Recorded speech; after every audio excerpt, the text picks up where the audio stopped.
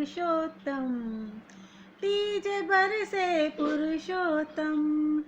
गंगा नहाए शिव जी, जमुना नहाए कृष्ण जी, सरयू नहाए राम जी, त्रिवेणी नहाए भक्त जन, आंबुलो जांबुलो पुरुषोत्तम। जय श्री कृष्ण।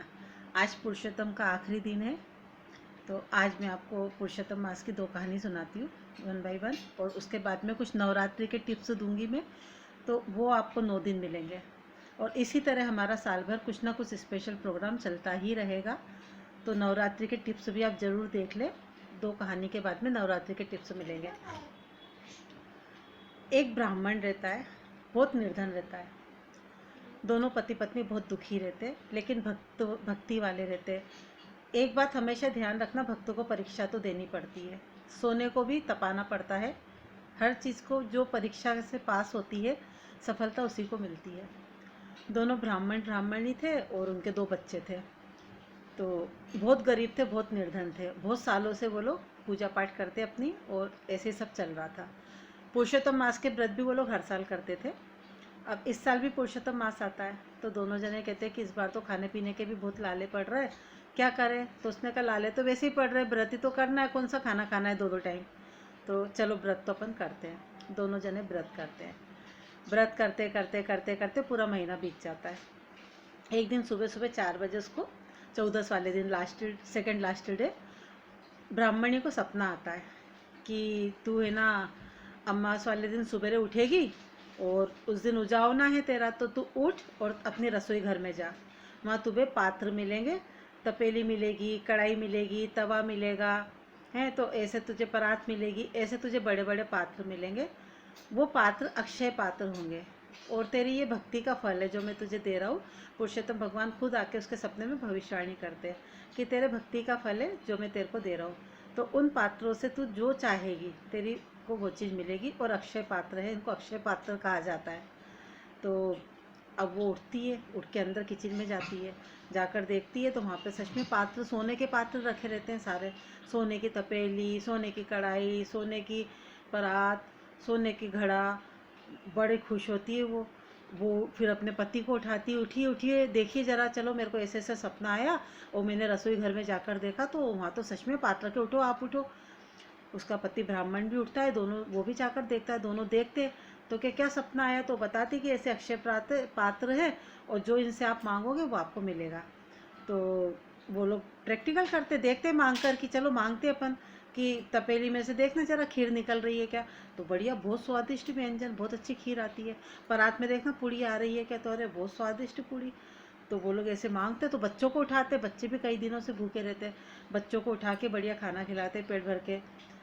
बच्चे भी कहते हैं कि बहुत स्वादिष्ट भोजन है, वो ऐसा भोजन तो हमने कभी खाया ही नहीं है, और सब खुश हो जाते। फिर वो लोग कहते हैं, उसको समझाते बच्चों को कि देखो बच्चों, ये अपन को पुरुषोत्तम भगवान के आशीर्वाद से मिला है, तो ये बात तुम बाहर किसी को मत बताना। तुम खेलने जाओ तो ये आउट मत करना, इस बात को अपने पास ही रखना, और किसी को मत बताना। बच्चे तो बच्चे, वो मान सकते हैं क्या। वो जैसे खेलने जाते हैं तो कहते हैं हमारी मम्मी को ऐसे ऐसे सपना आया, मम्मी ने उठ के रसोई में गई, और ऐसे पूरा ढिंडोरा पीट देते हैं।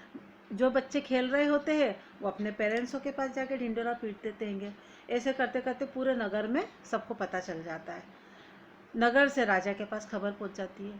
राजा के पास पहुंचती तो राजा कहता है कि ये पात्र तो मेरे पास होना चाहिए, उसके पास कैसे, कि लेकर आओ उसको, और वो पात्र लेकर आओ।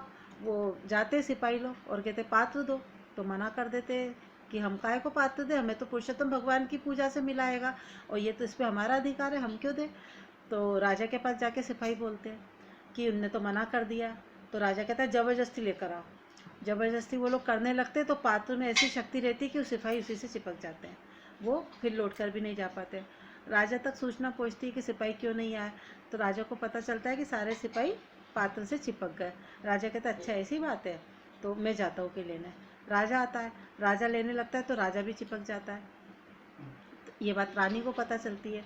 रानी थोड़ी धर्माणी रहती है, तो रानी आती है और ब्राह्मणी से हाथ जोड़ के निवेदन करती है कि आपने ऐसा कौन सा पुण्य किया जिसकी वजह से आपके पास ऐसे पात्र है, आप मुझे प्लीज़ बताइए, और इन लोगों को आपसे मैं विनती करती हूँ मुक्त कर दो, इनको सबको ये चिपके इन सबको आज़ाद कर दो।